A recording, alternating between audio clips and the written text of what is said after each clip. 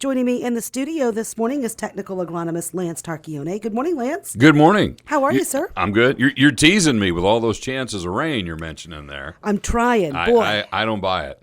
Yeah. That's the truth. You could be on one side of town and the rain is falling like last week, and then the other side, nothing happens. Yeah. Well, I get frustrated with the weather apps that change every hour, seemingly, of days that you go from a 60% chance of rain to the next time you look at the app, it's nothing. Right. And it's like, well, if it was 60% an hour ago, how can it be nothing now? I'm with you. And then I also catch them giving me a 70% chance of zero. And I don't know what a 70% chance of zero is worth, but anyway. Yeah. Well, that's why you're here today, is to give us some, some perspective on what we're looking at. Kind of take us through our year, what we're missing precipitation-wise, and compare it, if you will, to 1988, 2012. Kind of set the stage for us. Yeah, so it's every year is different. The meteorologists that make a living predicting weather, and those guys would say that we are not in the big weather patterns like La Nina and El Nino and all the ocean temperatures and currents and global weather patterns that they track. This year's nothing like 88 or 2012 from a global weather pattern standpoint. But unfortunately, the end result for us is the same. It's really dry. And we actually have had less rain since planting this year than we did in either of those two previous famous drought years. Now, the total precipitation we have received this year from January 1 to today is about 3 inches more than we got in 88 or 2012, primarily because we had a really wet February and March this year. And we weren't froze because we had a mild winter. There was a lot of talk. People were wondering, is the mild winter going to hurt anything? And it was kind of an interesting winter. When we got those rains that should have been snow, but were rains because it was warm, and in February and March we didn't have a lot of frost on the ground, so we got most of that moisture into the ground. We haven't had any flooding in months, so that water didn't run off, it soaked in. And so we've been fortunate that we started this season with pretty good subsoil moisture because we've gotten precious little rain during the growing season. But the crops that got planted timely, that were able to get rooted down before it got dry, that are on good soil, have maintained fabulously well considering how dry it's been. Now, if you look at light ground, late planted crops that had root problems, things that got off to a slow start, they've got a smaller root system, a shallower root system. Those roots are kind of trapped in the upper foot or two of soil, and there's not much moisture there. But if you've got roots down 4 or 5 feet, there's still moisture there. If you dig in a field, it's damp and cool down there a couple feet. So it's the reason the plants look as good as they do is because there is still moisture in the soil. We have certainly stressed the crop. We haven't ruined it. We still have time to ruin it, unfortunately, because we're a long way from pollination yet. The crop is going to be delayed a little bit by this dry weather we've had. So dry weather before pollination slows crop development. Dry weather after pollination speeds it up. Mm-hmm. So we don't know how late the harvest is going to be because we don't know what the second half of the season is going to be like. But if the rain would start, and we are praying that it will, and we would end up wet and cool through the rest of the growing season, which would be optimal for yield potential, we'll have kind of a later harvest, even though we got an early start because we've been slowed down. Not going to be many tassels by the 4th of July, and based on when people started planting, they might be surprised at how late corn starts to tassel, and that's because of the dry weather. It's going to be shorter than normal. It's going to be delayed a little bit versus normal. The delay is good and bad. It means it's going to be pollinating in what's typically a hotter, drier part of the summer, but it also means it's buying some time, hoping to get some more moisture before we get to the really critical part of its life. The blessing of the timing of this drought is that this is probably the best time of the year in the growing season to be dry. Okay. You really can't ruin a corn crop being dry at this stage of the game. You know, if we'd have gotten dry earlier than we did, we would have had all kinds of emergence problems. We would have had all kinds of rooting problems. If we stay this dry another, 2 or 3 or 4 weeks and we get into pollination, that's when it gets really serious. That's what happened to us in 88 and 2012 was we had, in both of those years, we had roughly half an inch of rain in July, which is about 10 to 15% of normal. Okay. And you can't raise corn on half inch of rain in July. That's right. Not with our heat. Yeah, and if and even if it was cool, I've gotten lots of questions from people about, hey, it hasn't really been super hot. It's we haven't had any 100 degrees. There's been a lot of days. It was in the 80s. It hasn't been super hot, and we've had cool nights. It's like living in the desert around here. It cools off at night, so we don't have the humidity in the air to make it be 82 degrees at 11 o'clock like we usually are. But being a cool drought is less damaging than a hot drought. But the main problem is not the temperature; it's the lack of moisture. So sure. we can't do without rain even if it's cool. But it is true that it would be even more stressful on the plants if it was hot and dry versus cool and dry. Okay. And you've been referencing corn this entire time? I have, yes. So soybeans are in better shape for two reasons. They don't look better. So visually, a lot of people probably would say their corn looks better than their beans. But as far as yield potential and the potential lost yield potential,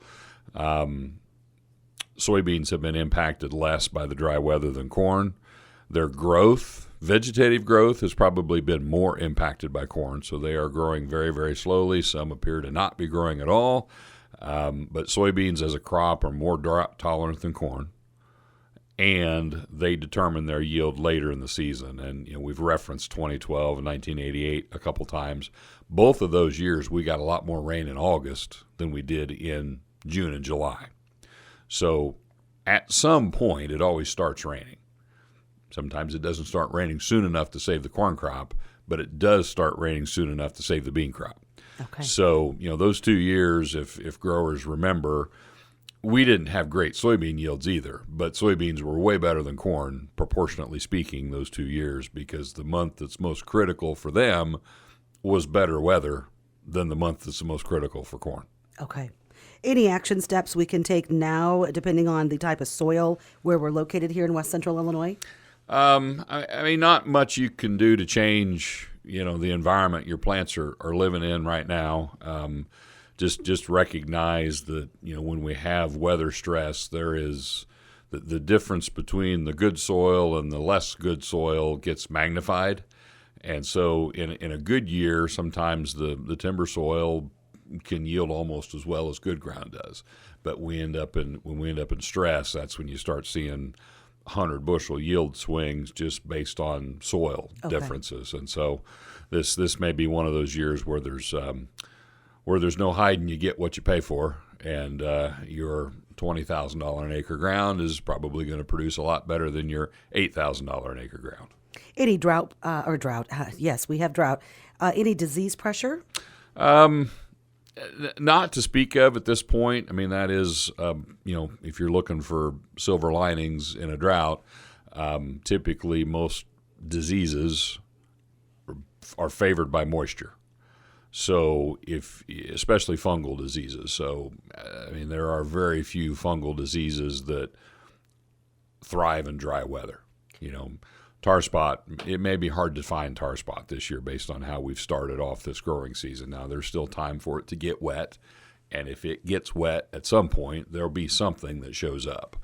But, the odds of it being a heavy disease pressure year are pretty low at this point because we've been dry so long, and, the extended forecast doesn't really, and I know that one you read sounded kind of rainy, but, the amounts were small. Sure. We need... How much rain do we need? We need inches, not tenths. Right. How far are we behind? So I would say from January 1, we're probably 5 or 6 inches short of what a 30-year average would be.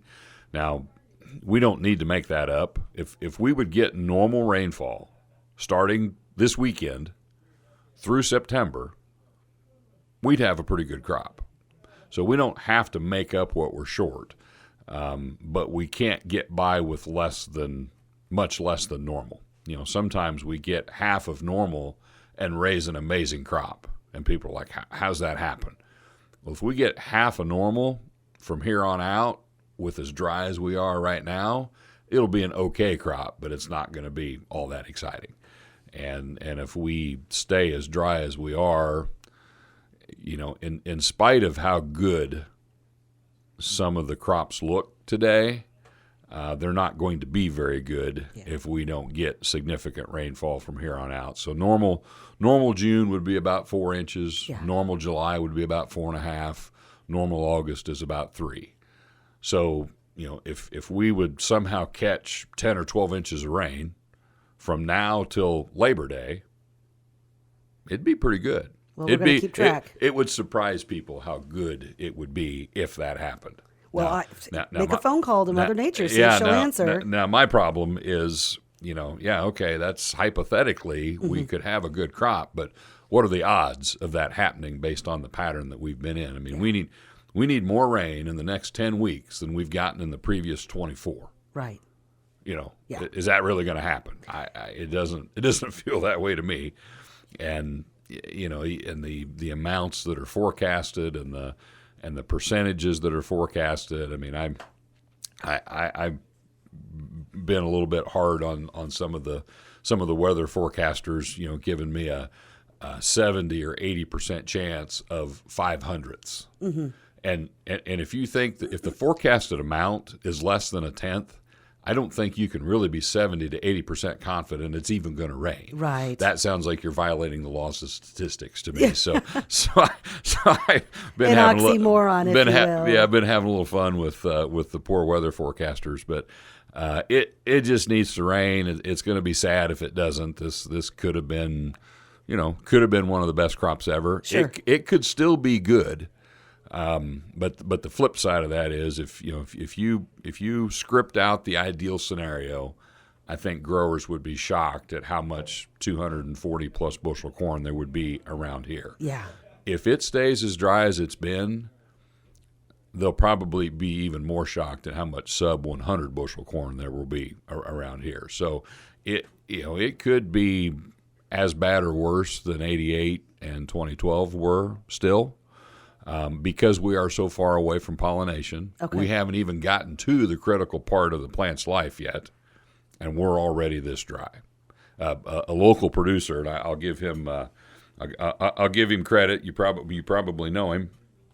I was talking to about a week ago, and I told him I was going to steal this line, and since people listening might know him, I'll give him credit. Kevin Kelly from Roseville is who said this.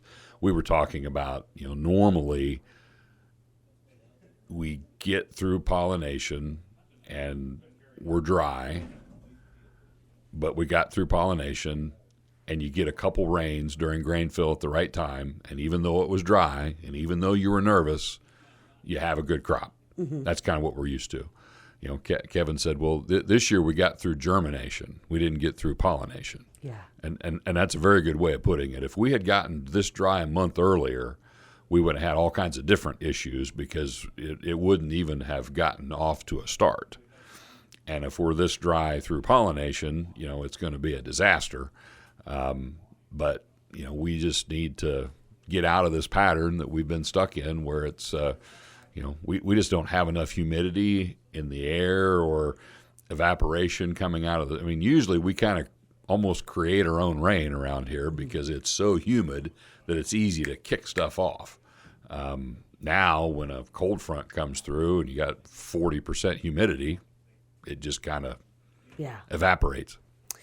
Well, appreciate the updates, and of course the double whammy is our pasture lands too. That we need the hay, and we need to take care of cattle and livestock. So yeah, it's there's probably going to be more corn silage chopped this year because hay is going to be short. It's going to take more acres to create the same amount of silage as normal because tonnage is going to be lower. So yeah, it impacts the livestock producer. Even if you're, feeding pigs or chickens that don't need pasture, don't need hay, they eat a lot of grain, and grain prices are probably going to end up higher than they otherwise would have been. Although the market can't really decide whether we're losing yield or not because it's kind of up and down. But, it really impacts, everybody. And kind of the scary thing, I think, for a lot of producers is this is probably the most expensive crop they've ever raised from a input cost standpoint. If you look at machinery, land prices, input prices, cost of living, everything that a farmer has to buy, he probably paid more for it than he ever has. And potentially, we could end up with one of the poorer crops that we've ever had. So that's not, we do have crop insurance protection, which is, I kind of forget, frankly. I graduated high school in 1988, so I knew what was going on, but I wasn't farming in 88. And I'd kind of forgotten that, the crop insurance options we had in 1988 were nothing compared to what you can buy today. So you do have the potential to protect yourself with crop insurance from a disaster better than you did in some of those previous drought years.